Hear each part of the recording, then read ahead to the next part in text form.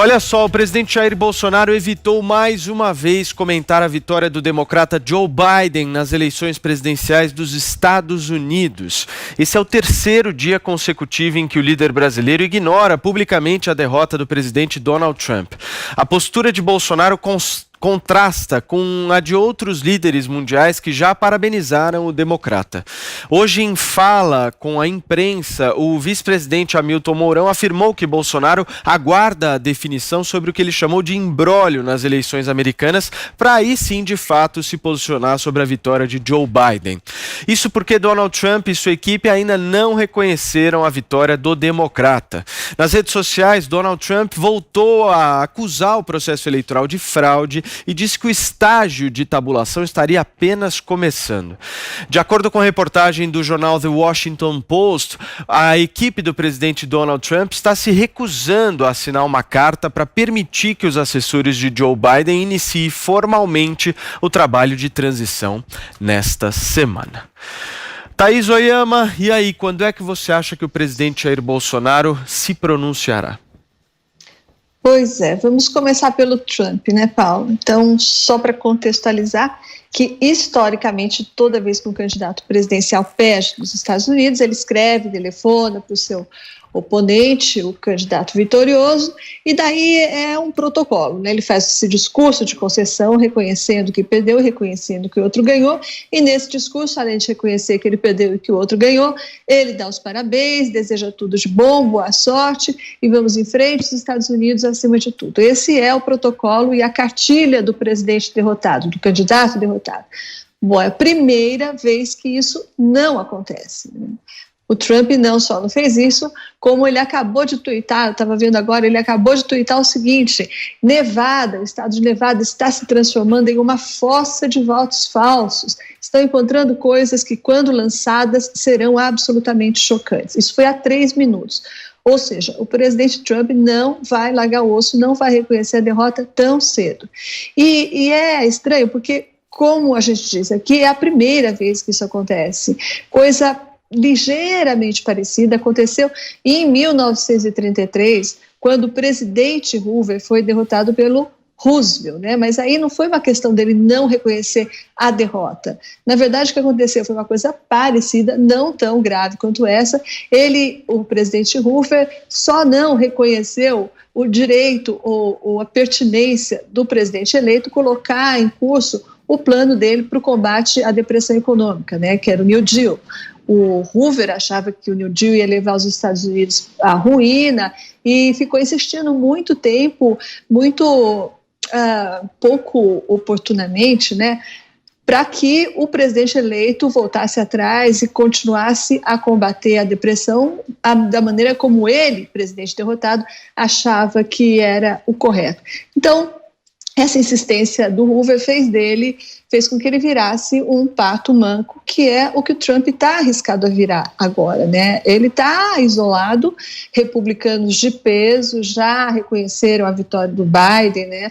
O ex-presidente George Bush, o senador Mitt Romney. Então ele corre o risco, o Trump, de ficar falando sozinho, de ficar isolado nessa teimosia. E outra coisa também, as bolsas abriram em alta, né, Paulo? Tá certo que teve a ótima notícia da vacina da Pfizer, que a gente vai falar daqui a pouco, a grande cobertura que ela tem, ou que se espera que ela tenha, isso ajudou muito as bolsas também, mas a alta das bolsas, o fato delas abrirem todas em alta também significa que os investidores não estão esperando que haja um impasse na eleição americana, uma paralisia, ou, em outras palavras, não estão dando muita bola para o discurso do Trump. Então, se o presidente Trump insistir nessa negação, vai restar para ele a vergonha e o risco dele jogar fora parte, pelo menos, dos seus 70 milhões de votos. Não foi pouco, né? As projeções, ao menos, indicam que ele terá, ao final, 70 milhões de votos, que são quase 7 milhões de votos a mais do que ele teve em 2016. Então, não precisava tudo isso, ele sairia com uma grande liderança republicana, ele pode ainda vir a se candidatar em 2024, não é? A idade dele permite, a gente falou aqui que em 2024 ele vai estar praticamente com a idade que o Joe Biden tem hoje. Então, a idade não seria problema, a lei não seria problema, mas essa inacreditável birra que o presidente Trump está fazendo pode sim fazer com que ele perca boa parte desses votos, porque, enfim, não é um papel que esteja à altura de um ex-presidente americano, que é quase o que ele é, né? Bom, aqui no Brasil, a gente espera que o Bolsonaro não siga o mesmo caminho, né, e não queira passar vergonha com o Trump, porque lá no Palácio do Planalto a situação é a seguinte: o núcleo militar está todo fechado, que o presidente deveria, sim, reconhecer a vitória do Biden e a derrota do Trump, por consequência, o mais rapidamente possível. Não tem o que esperar. Todo o núcleo militar fecha com isso. Mas os malucos de sempre não aceitam, não concordam, e o presidente Bolsonaro também é o primeiro a duvidar. O que esse núcleo diz? Diz que as coisas têm que ficar mais claras, porque muitos deles acreditam ainda que pode haver uma recontagem, que possa indicar uma virada, que possa haver indícios de fraude, que até hoje não foram encontrados, né, Paulo?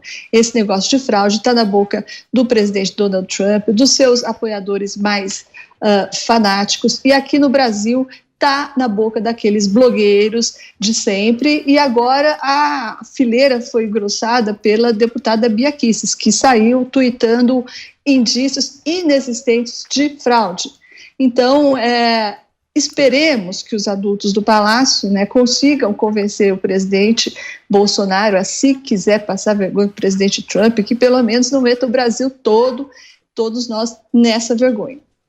Muito bem, Josias, a eleição do Colégio de Delegados está marcada para o dia 14 de dezembro, né? Nós estamos hoje, é dia 9 de novembro, então temos pouco mais aí de um mês pela frente. Será que até lá nós não teremos um posicionamento do Brasil? Eu creio que é improvável que o presidente consiga resistir até lá, mas essa era a intenção no final de semana. O presidente chegou a dizer, bom, se o colégio só se reúne em 14 de dezembro, por que é que nós temos que nos definir antes numa eleição que está sendo questionada judicialmente? A questão aí é perceber o seguinte: os Estados Unidos são o segundo maior parceiro comercial do Brasil. Em 2019, o nosso comércio com os americanos somou 59 bilhões de dólares. Essa cifra só é inferior às transações com a China, que somaram alguma coisa em torno de 98 bilhões de dólares. A pandemia estilhaçou as contas do Brasil, as contas nacionais. Mergulhou o ano de 2020 numa recessão histórica e encostou o número de desempregados aí na casa dos 13 milhões de brasileiros, com um viés de alta. Nesse cenário, o presidente Bolsonaro resolveu se estranhar com o Joe Biden, que vai substituir o Donald Trump na Casa Branca a partir de janeiro, 20 de janeiro. Por quê? Essa é a pergunta que é preciso fazer. Por nada. Não há nenhuma razão para que o presidente brasileiro se estranhe com o presidente eleito dos Estados Unidos. A grossa maioria dos chefes de Estado do mundo já parabenizou o Biden pela vitória. O Bolsonaro se mantém leal ao Trump, que questiona judicialmente a vitória do rival. E o Trump está decidido a embaralhar o processo de transição. Mas o silêncio do presidente Bolsonaro, até amanhã de hoje, vinha colocando o Brasil na companhia de países como México, Rússia, China, mas esses países já migraram para um meio termo. Eles informaram que aguardam pelo desfecho do processo eleitoral americano, essas questões legais e tal, mas já sinalizam a intenção de trabalhar com o presidente eleito. Tem esse meio termo, mas mesmo esse meio termo, o presidente Bolsonaro refugou até aqui. Aí vem o vice-presidente Hamilton Mourão, autoconvertido em tradutor das excentricidades do presidente Bolsonaro, e diz que é óbvio que o presidente, na hora certa, vai transmitir os cumprimentos do Brasil a quem for eleito nos Estados Unidos. O problema é que nessa matéria, quem escolhe o momento exato economiza muito tempo. E o Bolsonaro claramente está matando o tempo, está desperdiçando a sua hora. Se o Brasil tivesse um chanceler, o Bolsonaro talvez já tivesse se rendido à lógica, cumprimentando de uma vez o Biden. Mas o Ernesto Araújo é um ministro ilógico, ele é responsável pela pasta das relações exteriores, mas defende que o Brasil restrinja os seus relacionamentos. Há 2 semanas, discursando para formandos do Instituto Rio Branco, o chanceler Araújo disse que se a atuação da diplomacia brasileira faz de nós um pária internacional, então que sejamos esse pária. Quer dizer, um chanceler dizer uma coisa como essa mostra que ele está no lugar errado. Ele não serve para ser ministro das Relações Exteriores. Mas, ao acorrentar o interesse nacional às idiosincrasias do Trump, o Bolsonaro se comporta como se desejasse transformar em realidade a tolice do Ernesto Araújo. O único problema é que tolice não cria empregos.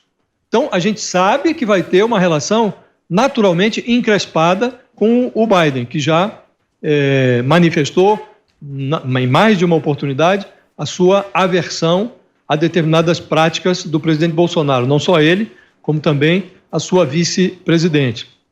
Então, por que complicar esta situação? Hoje, olhando a cena toda, essa complicação se dá por nada. Não há nenhuma razão objetiva que justifique essa movimentação do presidente Bolsonaro. Então, o que é mais lamentável é isso, é que essa estratégia do presidente, ela não tenha nada por trás, a não ser a sua idolatria ao Donald Trump, que perdeu o prazo de validade. Thaís Oyama pedindo a palavra. Só para completar, porque eu queria lembrar que talvez o presidente Trump não consiga nem o intuito dele de atrapalhar o andamento das coisas, né? Porque vamos lembrar que esse tal desse discurso de concessão não é uma obrigatoriedade, não é previsto na lei, é uma tradição, é um protocolo simplesmente. E se ele não fizer, ou se ele fizer, o presidente Biden vai assumir de qualquer jeito. Ele não depende do Trump, nem da aprovação do Trump, nem do reconhecimento de derrota do Trump para isso. E também na justiça a mesma coisa acontece. Por quê? Para que ele vá à Suprema Corte, ele vai precisar, Donald Trump, ter indícios fortes de fraude, coisa que, de novo, não existe até hoje. Até agora, Trump é página virada, goste-se ou não disso.